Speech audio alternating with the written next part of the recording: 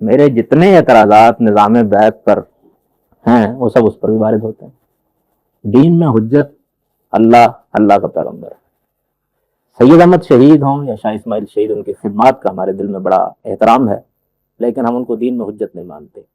میں ان کی بیعت ارشاد کو بھی اور بیعت جہاد کے بھی دونوں کو دینی لحاظ سے صحیح نہیں سمجھتا. اس کے دلائل میں نے کر دیے. ایک بات. دوسری بات یہ ہے کہ جو نئے عمل انہوں نے اختیار کیا، اس نئے عمل میں در حقیقت جو شخصیت موجود تھی سید طائب کی، اس کا اصل حسن اس کا تصوف تھا. تصوف جس طرح کی شخصیت پیدا کرتا ہے اس میں الہام بھی ہوتا ہے، مکاشفہ بھی ہوتا ہے، کرامت بھی ہوتی ہے. پڑھیے نا آپ کبھی ان کے بارے میں جو ان کی سیرت پر ابتدائی کتابیں، تو آپ کو یہ اندازہ ہوا کہ وہ اس میں بھارت ایک عالم بھی، وہ دنیا تو اس کو نہیں ملتی ہے نا، اس میں سرنگوں ہو جاتا ہے. لیکن اگر آپ بردنائے دلیل کھڑے ہوں تو پھر مسائل پیدا ہو جاتے ہیں. یہ تو اس تحریک کے ساتھ لوگوں کے وابستہ رہنے میں جو غیر معمولی آپ کو اخلاص نظر آتا ہے اس کی وجہ، اور جو یہاں مسائل پیدا کرتا ہے. باقی انہوں نے جو جہاد کی بات کی میری سمجھ میں کبھی نہیں آیا سکتی. یہ نیا عمل انہوں نے اختیار کیا، میری سمجھ میں کبھی نہیں آیا سکتا. جس طریقے سے انہوں نے اس موقع کے اوپر جا کر نفوس قدسیہ کو ایک مارکے میں ڈالا، وہ بھی کبھی سمجھ میں نہیں آتا تھا. البتہ میں یہ سمجھتا ہوں کہ انہوں نے جو کیا اخلاص کے ساتھ کیا. اخلاص کے ساتھ کیا تو اللہ ان کا اجر دے گا. کوئی کام جو ہے وہ اگر صحیح نیت کے ساتھ کیا جائے اور کسی حقیقت کو نظر انداز کر کے نہ کیا جائے جو سامنے آ گئی ہے تو اللہ اس کا اجر دیتا ہے. لیکن اس لائے عمل میں کوئی سند نہیں دین کی. دین میں سند اللہ ہے، اللہ کے پیغمبر. اس کے سوا باقی ہر شخص کا عمل خود اس معیار پر پرکھ کر دیکھا جائے. اگر میں استاد الجلیل مولانا امین حسن اصلاحی کی رائے کو قرآن و سنت کی بنیاد پر تنقید کر کے بتا رہا ہوں کہ وہ صحیح نہیں ہے، تو بھارت سید احمد سعید ان سے بڑے عالم تو نہیں.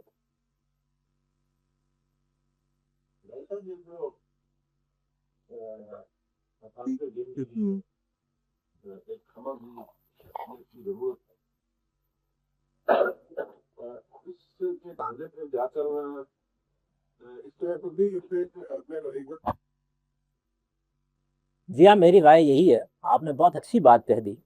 اگر میں اپنی ساری تقریر کو جو میں نے اب تک 3 نشستوں میں کی ہے 2 جملوں میں سمیٹوں تو میں کہہ سکتا ہوں کہ لوگوں کو مان لینا چاہیے کہ نبوت بھی ختم ہو گئی ہے اور رسالت بھی ختم ہو گئی ہے. نبوت کے ختم ہونے کا مطلب یہ نہیں ہے کہ دعوی نبوت ختم ہو گیا ہے. نبوت کے ختم ہونے کا مطلب یہ ہے کہ الہام ختم ہو گیا ہے، آسمان کا رابطہ ختم ہو گیا ہے، وحی ختم ہو گئی ہے، جبریل کی ملاقات ختم ہو گئی ہے. اب جو کچھ کیا جائے گا، جو کچھ کہا جائے گا وہ قرآن و سنت کی بنیاد پر کہا جائے گا، پر بنا دلیل کہا جائے گا. رسالت میں آ کر اس نے خود فرما دیا لم جب کا من النبوت الا المبشرات، کوئی چیز باقی نہیں ہے اس میں. یہ نہیں کہا کہ دعویٰ ختم ہو گیا. اہل تصوف نے اس کو نہیں مانا، اس نبی صلی اللہ علیہ وسلم کے فرمان پر الاطلاق نہیں مانا. سب سے پہلے اس پر حملہ کیا ابن عربی نے اپنی کتاب خصوص میں اور فتوحات، اور ان الفاظ سے ساتھ کیا کہ حدیث لا نبی آبادی نے قسم ظہری میری کمر توڑ دی، اس لیے کہ یہ تو دروازہ ہی بند ہو گیا سارا کا سارا. اب ہمارے لیے پانے کی چیز کیا رہ گئی ہے؟ تو انہوں نے اس سے یہ نتیجہ کیا کہ اصل میں تشریح ختم ہوئی ہے، یعنی شریعت ختم ہو گئی ہے، نبوت تشریح ختم ہوئی ہے. باقی جہاں تک الہام وہی اس کا تعلق ہے. چنانچہ یہ چیز پھر ایک بالکل اسٹیبلش چیز بنتی چلے گی. یہاں تک کہ امام غزالی نے جب المنتظم من الضلال لکھی تو اس میں انہوں نے جب اپنی ساری داستان بیان کی کہ میں کس طرح علم کلام سے فلاں سے نکلتے نکلتے آخر تصوف تک پہنچا، تو نے کہا کہ پھر مجھے وہ سلوک دریافت کرنے کا موقع ملا جس میں پہلے ہی قدم پر جبریل اور ملائکہ نہیں لگاتے ہیں. تو اس کے بعد جب مرزا غلام احمد قادیانی صاحب نے نبوت کا دعویٰ کیا تو آپ یہ دیکھیے کہ انہوں نے یہی ساری چیزیں ہمارے سامنے پیش کی. انہوں نے کہا کہ بھائی میں یہ کب کہہ رہا ہوں کہ میں کوئی تشریح نبی ہوں، میں تو صرف یہ کہتا ہوں کہ اللہ کے فیضان کا دروازہ بند نہیں ہوا، الہام کا دروازہ بند نہیں ہوا، وحی کا دروازہ بند نہیں ہوا، اور میں امتی نبی ہوں. اور اگر میں یہ کہتا ہوں تو میں نے ایک اصطلاح وضع کی ہے، صرف یہی بات ابن عربی کہہ چکے ہیں، یہی بات فلاں کہہ چکے ہیں. حتیٰ کہ شیخ مجدد نے صاف الفاظ میں مکتوبات میں لکھا کہ نبوت ختم ہوئی ہے، کمالات نبوت ختم نہیں ہوئی. کمالات نبوت کا کیا مطلب ہے؟ اگر مراد ہے اخلاق محاسن تو ہم تب مانتے ہیں کہ موجود ہے. کمالات نبوت سے مراد ظاہر ہی ہے، وہی الہام، اعلیٰ مراتب، کرامتیں، معجزے. چنانچہ معجزے کے مقابلے میں کرامت، وحی کے مقابلے میں الہام، کچھ اصطلاحات کا فرق کر کے اس چیز کو دوبارہ کیا گیا. اسی طرح میں دوسری بات کروں، رسالت سے ختم ہو گئی.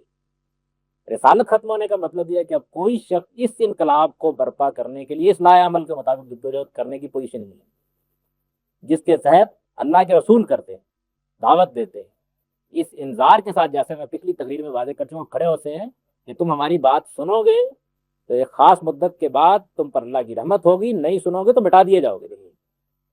پھر اس کے بعد وہ ہجرت آتی ہے ان کے مرحلے کے اندر، جو ہجرت کا ذکر کیا میں نے اس مرحلے میں، پھر وہ جہاد بھی آتا ہے۔ اس جہاد کی بھی نوعیت کیا ہے، میں اس پر تفصیل سے گفتگو کرتا ہوں۔ تو وہ سارا لایا عمل در حقیقت رسالت کا لایا عمل، جب اللہ کا پیغمبر یعنی وہ ہستی جو رسالت کے منصب پر پائے جائے اس کی بعثت ہوتی ہے، تو قرآن کہتا ہے کہ پھر یہ لایا عمل وجود میں آتا ہے۔ تو اب میں یہ کہتا ہوں آپ کی بات تو آگے بڑھاتے ہوئے کہ رسالت یہ ختم ہو گئی، اس لیے ان دونوں حقیقتوں کو مان لینا چاہیے اور مان کر زمین پر اترانے چاہیے، اور زمین پر اتر کر یہ دیکھنا چاہیے کہ قرآن مجید نبوت اور رسالت کے معاملات سے الگ ہمیں کیا کہتا ہے کرنے کے لیے، کیا کہتا ہے پہلی بات کرنے کے لیے، اور پھر اس میں کیا آزادی دیتا ہے اور کس میں پابند کرتا ہے۔ اس پر میں تفصیل سے انشاءاللہ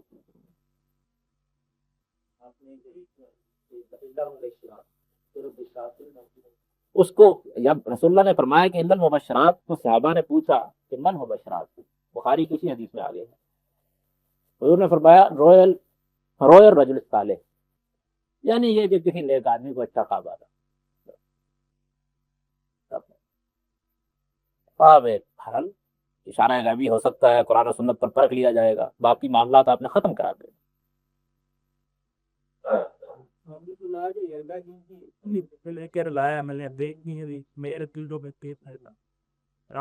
کہا کہ آئندہ یہ والے دنوں جیت سری طاقات جا ہوں اور جا مقدے واقعتے، اب اگر گیل کریے طاقات ولین ہے تو جب وہ دیکھیے دو چیزیں میں نے ابتدا میں واضح کر دی تھی کہ ایک چیز یہ ہے کہ ہم کو جو جدوجہد کرنی ہے یا جو کام کرنا ہے اس کے لیے دین ہم کو کوئی حکم دیتا ہے، وہ فرض عائد کرتا ہے، کوئی بنیاد بتاتا ہے، یا یہ ساری بات ہی ہم یوں ہی کر رہے ہیں، تو وہ ہیں اساسات۔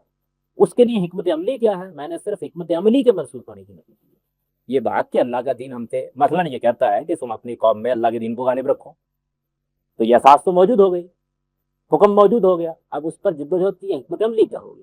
تو اساسات کا لفظ میں نے ان معنوں میں بولا، یعنی اس کو واضح کر لیجیے، یہ اساسات تو میرے نزدیک ہیں، ظاہر ہے کہ اگر یہی موجود نہیں ہے تو پھر یہ ساری بحث ہی بیکار ہے۔ لیکن یہ بات کہ اب آپ کیا لائے عمل اپنائیں، پہلا مرحلہ کیا ہو، دوسرا کیا ہو، تیسرا کیا ہو، یہ سب اجتہاد سمجھنا ہے۔ اس میں وہی اصول ہے جو انہوں نے ابن قیم کی کتاب کے بعد سے بیان کر دیا کہ الفتویٰ یتغیر بتغیر امکنا ولازمنا ولاحیات، یہ مجبوری ہے۔ جی بالکل بے تکلف پوچھیے۔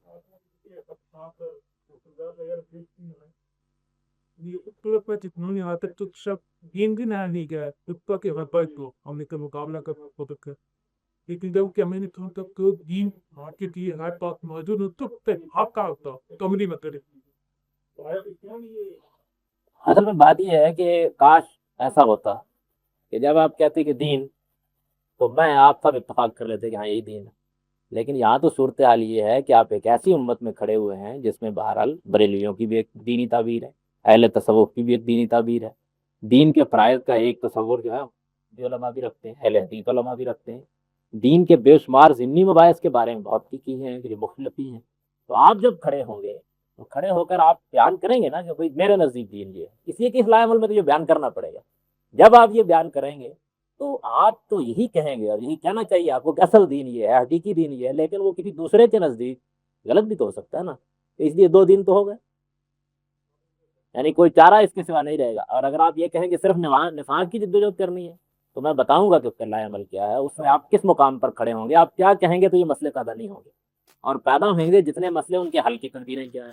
لیکن جب پورے دین کو آپ لے کے، اسی وجہ سے آپ دیکھیے یہ بڑی حیرت انگیز بات ہے ہماری علمی تاریخ کی کہ آپ ابن تیمیہ کو پڑھ جائیے پورا کا پورا، مجھے ان سے بڑی محبت رہی ہے، ابن قیم کو پڑھ جائیے، آپ ابو یوسف کو پڑھ جائیے، امام محمد بن حسن الشیبانی ان کی بہت تکلیفات ہیں دین کے مختلف مسائل پڑھ جائیے، کتاب العلم امام شافعی شروع سے لے کے آخر تک دیکھ جائیے، آپ یہ محسوس کریں کہ دین پر ہر پہلو سے گفتگو ہوتی ہے، لیکن دین کی فرائض کا کوئی جامع تصور، دین کی کوئی تعویذ، بحثیت مجموعی، یہ ذرا بحثیت موجود ہے اندر، لیکن یہ ذرا کیوں وہ کام کر رہے ہیں ایک خاص زاویے سے، آپ اس کام کو لے کے اٹھتے ہیں تو یک بیک دین کی تعبیر کرنا پڑتی ہے۔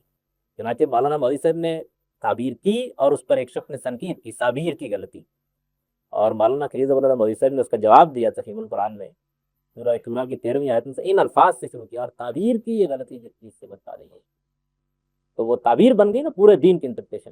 اسی طرح بزرگوارم ڈاکٹر اقرار احمد صاحب نے جب یہ بات کی تو تھوڑے ہی عرصے کے بعد، پہلے تو اطلاع میں ہی تھا کہ بھائی دین تو آپ جانتے ہی ہیں، لیکن یہ معلوم ہوا کہ حل مسئلہ ہے کوئی سا دینی فرائض کا جامع تصور، یہ سامنے آیا۔ جب یہ سامنے آیا کہ بہرحال اس میں بڑے مباحث بڑے مسائل پیدا ہو گئے۔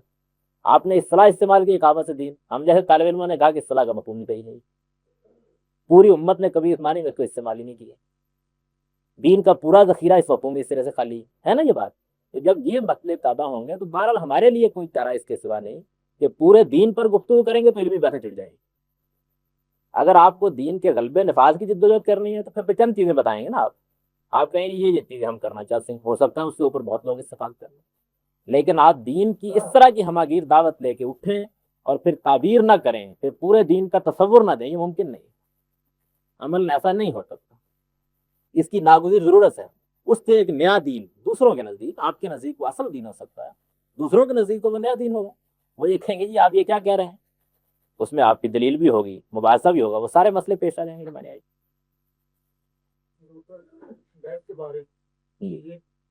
پانی ہو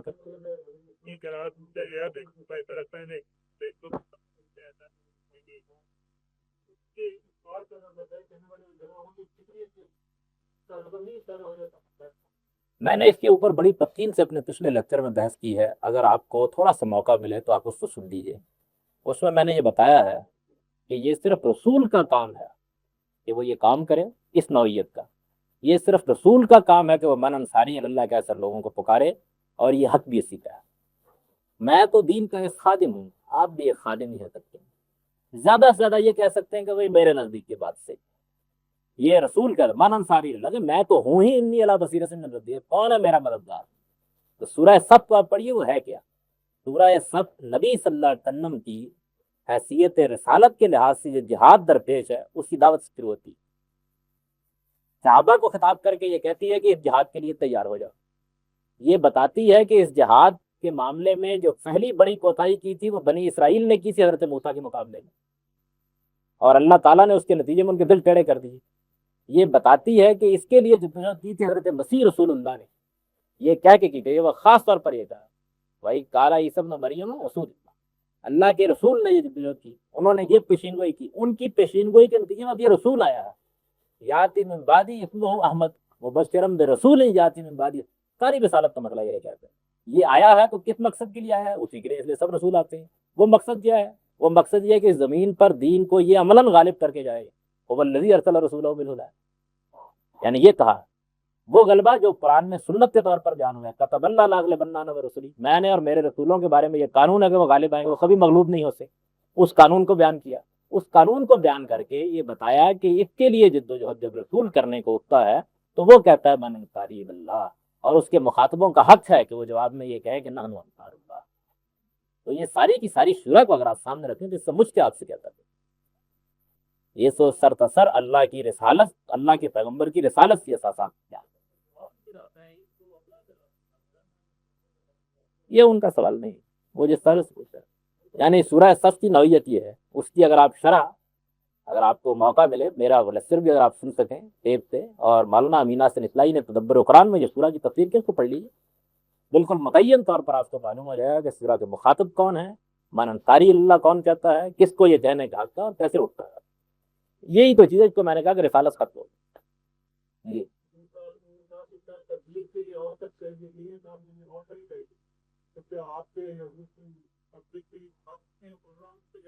ابھی تو میں نے اپنی مثبت رائے نہیں جانتی، یعنی اس کا تو آپ تھوڑا سا انتظار کر لیجیے، وقت نکال لیجیے کہ میرے نزدیک لائے عمل کیا ہے، کس طرح کام کیا جائے گا، تربیت کا مسئلہ کیا ہے، دوسرے مسائل کیا ہیں، یہ میں عرض کروں گا اس کے بارے میں۔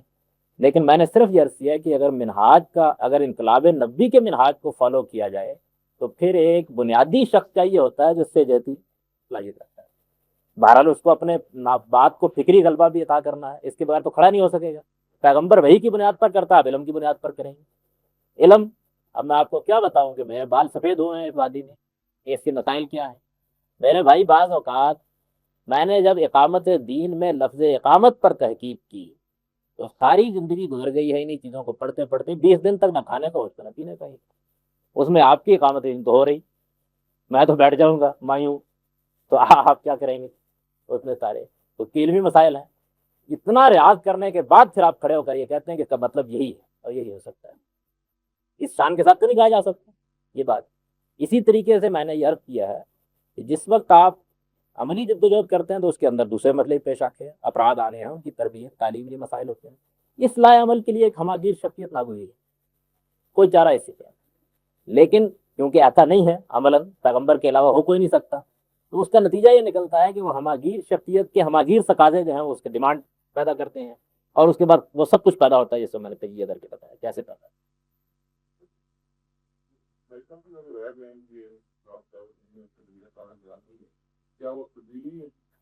دیکھیے جی, بات یہ ہے کہ خود مولانا امین حسن اسماعیل اپنی جگہ ایک علمی مطالعے کا موضوع ہے. دعوت دین اور اس کا طریقہ کار میں انہوں نے جو آخری باب لکھا ہے میں نے صرف اس پر تنقید کی. اس کے بعد اس لائے عمل کی اساس جتنی قرآن میں بیان ہوئی ہے اس کو آپ تدبر قرآن میں دیکھیے تو هو الذی ارسل رسولہ بالہدی ودین الحق لیظہرہ الدین کلہ انا اقیم الدین, ان تک کی شرح و تفصیل بالکل وہی میں نے عرض کی. اس سے یہ معلوم ہوتا ہے کہ اساسی مقدمات پر ان کی رائے بالکل بدل سکی, اور اگر وہ آج دعوت دین اور اس کا طریقہ کار لکھیں تو ظاہر بات ہے کہ یہ نوعیت بالکل بدل جائے گی.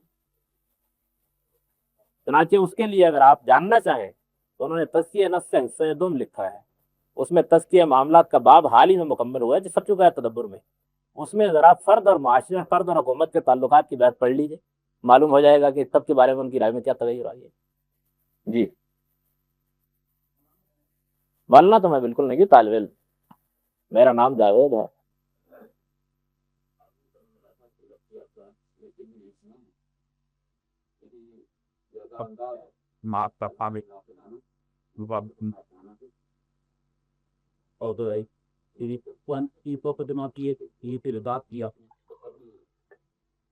اول آپ تاجی کو ماننا کہ دورے لانس رسولوں سے کاپی یہ تمپا ہے خالق نہیں پر کاپی اعلان ایڈیٹیشن آف قرآن کا یہ ارادی وہ آپ کی کس لیے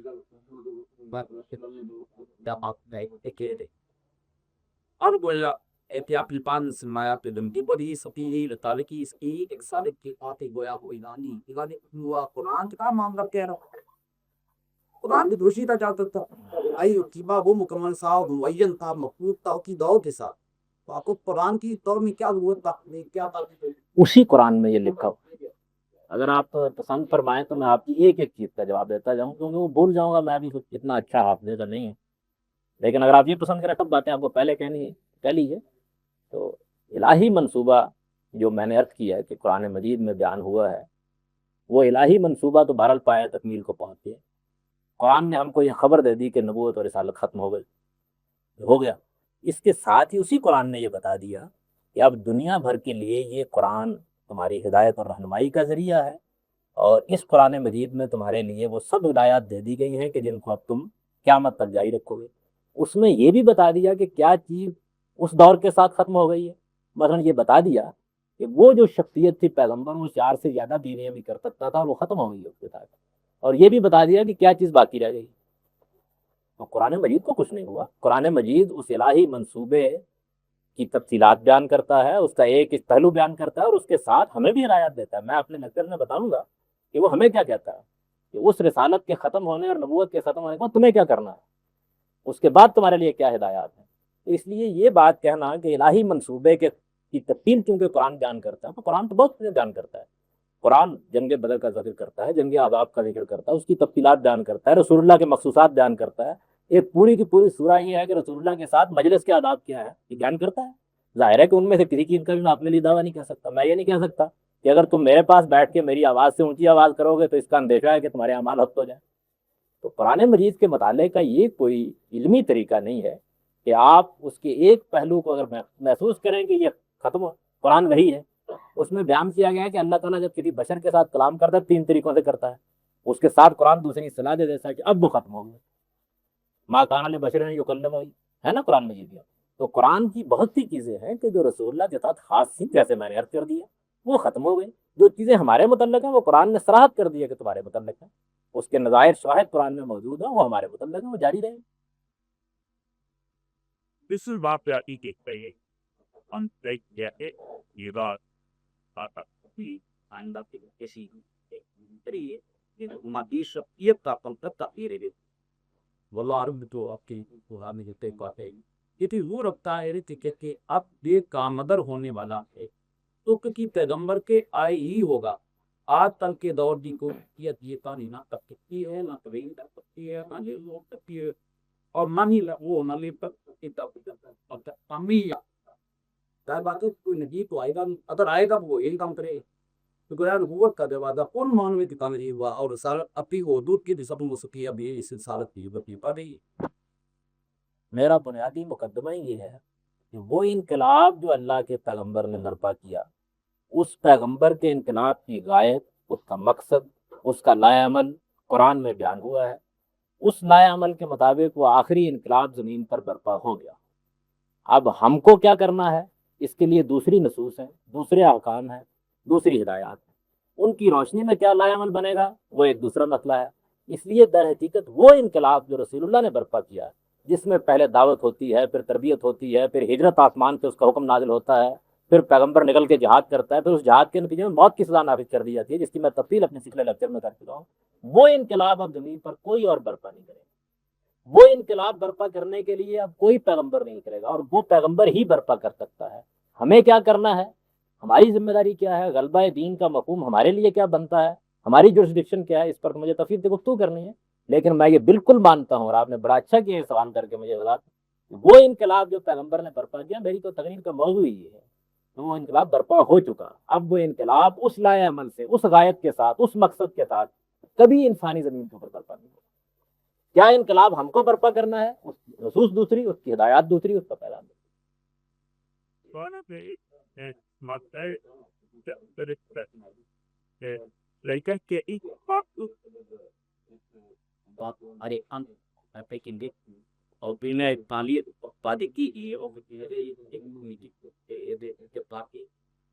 کہ اپنی مین ریٹ کو براب کے صادق کے گھٹے کے دفعے کھانے کے بعد رب کے نام پورے اپنے مطالب پاپے نہیں آیا. اور ادھر سے ہماری طرف کے وہ بےتا رہا اور ان کی کام یہ پڑتا رہا. اب ان کی ذکری پاک کرتے ہیں انسانیت کے محائط دعوت یہ کھانے کے تو میرے کیا نہیں. اور انہیں احترام کا علاج بات دربا پوری فاق اور اپنے ایک مخلوط پانی کا اس کے مسائل تک میری ہاتش نظر آئے گا. وہاں اس بار ایک ادمشن کو دے لکھا رہی وہ بار کام ہو چکا جو بنا تھا، اب وہ کام ہونے والا ہے ہی نہیں. تو پھر گویا ہمیں یہ تو کراوٹ مل گئی افراد کے اعتبار کی تھی، اقوام کے اعتبار کی. اب تو چھٹی ہوگی گویا. میں بہت معذرت کے ساتھ یہ عرض کروں گا کہ جو کچھ میں عرض کر رہا ہوں وہ یہ ہے کہ وہ نبوی انقلاب جو خاص مراحل سے گزرا، خاص ہدف کو پہنچا، خاص نتائج اس جب کیے، وہ انقلاب زمین پر برپا، ایک انقلاب ہمیں بھی برپا کرے گا. اس انقلاب کی نصوص کیا ہے؟ وہ انقلاب جب برپا ہوگا تو اس کے لیے کیا ہدایات دی گئی ہیں؟ یہ تو آپ تب کہیں کہ جب آپ میرے ان لیکچر کو بھی سننے کے بعد یہ معلوم کریں کہ آپ وہ ہوا ہو گیا. یعنی میں تو صرف یہ عرض کر رہا ہوں کہ اصل میں جو چیز ختم ہوئی ہے وہ یہ نہیں ہے کہ اللہ کے دین کو غالب ہونا چاہیے. یہ چیز ختم نہیں ہوئی کہ اللہ کے دین کے غلبے کے بعد تمام انسانی مسائل کا حل قرآن و سنت کی وسیع میں ہونا چاہیے. اس کی نصوص کیا ہیں، اس کی ہدایات کیا ہیں، اس کے لیے کام کرنے کا نیا عمل کیا مجھے جان کرنا ہے. میں نے تو نفی اس بات کی ہے کہ وہ منہاج انقلاب نبوی والا انقلاب اب کبھی برپا نہیں. اس لیے میرا خیال ہے کہ میری تقریر پر یہ سوال نہیں بنتا. ابھی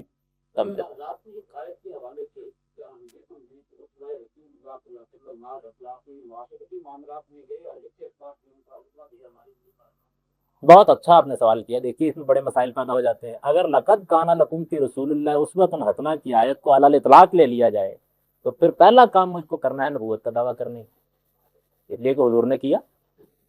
اچھا، دوسرا کام مجھے یہ کرنا ہے کہ اس میں اگر مجھے شادیاں کرنی پڑ جائیں تو بعض ضرورتوں کے تحت 4 سے زیادہ بھی کر سکتا ہوں. بس میں نے صرف یہی بات عرض کیا اپنی ساری تقریروں میں کہ نبوی انقلاب کا لائے عمل صرف حضور کا معاملہ تھا. جس طرح یہ 2 باتیں حضور کا معاملہ، اس طرح وہ بھی حضور کا معاملہ تھا. ہماری ہدایات بالکل دوسری ہیں جو بیان ہوئی. صرف اتنی بات یاد کی ہے کہ لقد کان لکم فی رسول اللہ اسوۃ حسنہ یہ علی الاطلاق نہیں ہے. اگر اس کو علی الاطلاق مان لیجیے تو وہ سارا استدلال وجود میں آ جائے گا جو غلام احمد قادیانی کرتا ہے. آپ اس پر حد لگائیں گے نا.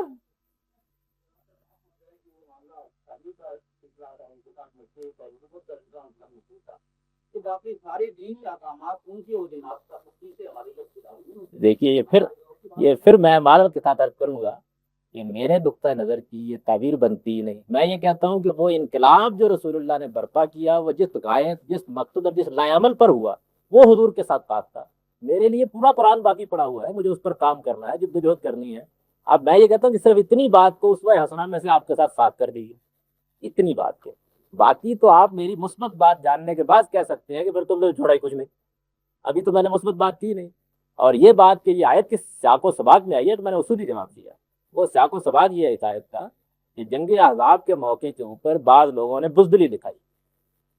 قرآن مجید نے ان کی بزدلی پر تبصرہ کیا اور یہ کہا کہ دیکھو تمہارے لیے اللہ کے پیغمبر میں کتنا اعلیٰ نمونہ تھا کہ وہ کیسی ثابت قدمی کے ساتھ اس موقع کی. جب میں آیت کا کیا مطلب یہ ہے, ظاہر بات ہے کہ اس کو اگر اسوہ بنایا جا سکتا ہے تو انہیں چیزوں میں بنایا جا سکتا ہے جن کا تعلق دین پر عمل کرنے اس کا کام ہے, تو اس کے اندر اپنے آپ کو اللہ کے لیے پیش کر دینے سے ہے.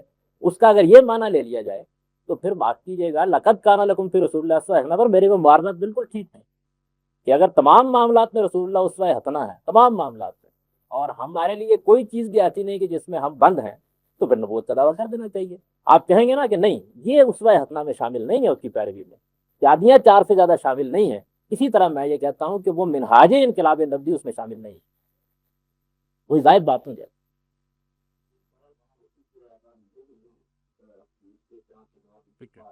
Letter E. Berarti tanong pati anda anda pada itu ko teach abe ati intiaki beli ini abake abi rindai ade ni paputi ya aku ni konna au pam termani na kulit itu mai aitia. Ada dari nedu kinna ko dadari da galna papa pukuru to ada e una pukuru ali ki shira eri na gitu kan supaya ye और नेपाल इंशाल्लाह अपनी मतलब कोशिश पम्बाके ये वो मेरे को यही बुलाया और कुरान का यही पैगाम है कि तो तुम्हारी तम हमारे तकल्लुम करती रही तो यहाँ कुरान वो चार्टर है पैगाम है और वो का वो काम है कि इसकी नए पर ये काम को खाना. پھر معذرت کے ساتھ آپ نے اپنی گفتگو میں فرمایا کہ یہ بات تو قرآن سے معلوم ہو گئی کہ یہ بیویوں معاملہ والا معاملہ تمہارے ساتھ خاص تھا. یہ قرآن سے معلوم ہو گیا کہ نبوت کا دعوت تمہارے ساتھ خاص تھا. ایسے ہی میں یہ کہتا ہوں کہ یہ قرآن سے معلوم ہو گیا کہ اللہ عمل آپ کے ساتھ تھا.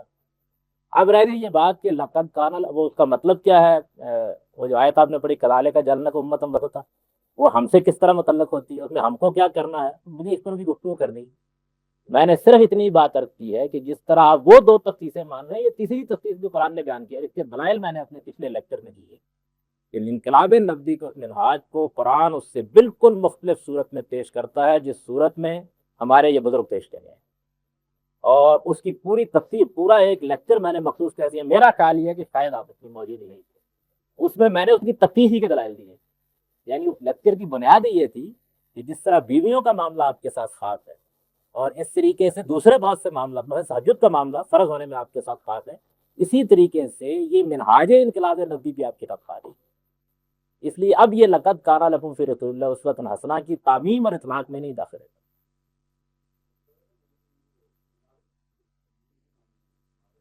یہ مناظرے کی مجلس بھی نہیں ہے, اقام و تفہیم کی مجلس.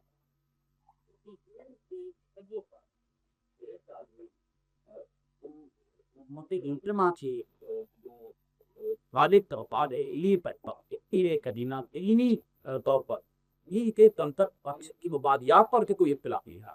अदू जिसके यार एक सीयू को बड़ा लगा नहीं यार एक न कोई बात के टिकेंगी का बहाद या तालिब की उन्होंने दीन को ये कराना क्या बे बिल्कुल नहीं कि अगर कुछ दीन के मूवी पढ़ाई या बात के हवाले के बात करें फिर हम दीन के लफ्ज़ योग के लफ्ज़ को लेकर रहते हैं और उसी पर तरतीब और इल्मी अंदाज में मुहासना करने जाते हैं कि दीन का तो कोई तो नहीं है और 3 साल माना ही नहीं है.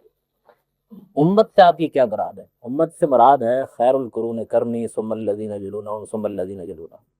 یہ وہ دور ہے کہ میں جو دین کی تعبیر پیش کر رہا ہوں پوری ذمہ داری کے ساتھ یہ کہتا ہوں کہ اس دور کے تمام اکابر اور اس کے بعد کے دوار میں شوکانی ہوں, ابن تیمیہ ہوں, ابن قیم ہوں, ابن حزم ہوں, شاطبی, سب کی تعبیر دین وہی ہے جو میں عرض کر رہا ہوں. اقامت دین کا وہ مفہوم جو اس انقلاب نبوی کے منہاج کے لوگ بیان کرتے ہیں, یہ پہلی بار اسی صدی میں بیان کیا ہے. ایک طالب علم آدمی ہوں, پورے اطمینان سے دعویٰ کر رہا ہوں. یہ انقلاب نبوی کا منہاج ہمارے لیے ہے کوئی, یہ دعویٰ بھی اسی صدی میں ہوا ہے. اس لیے میں اصل میں جو کچھ کر رہا ہوں اپنے اخلاص کا دفاع کر رہا ہوں. میرے نزدیک اس معاملے میں امت میرے ساتھ. جی آپ کی کوئی قریب جواب کیا رہتا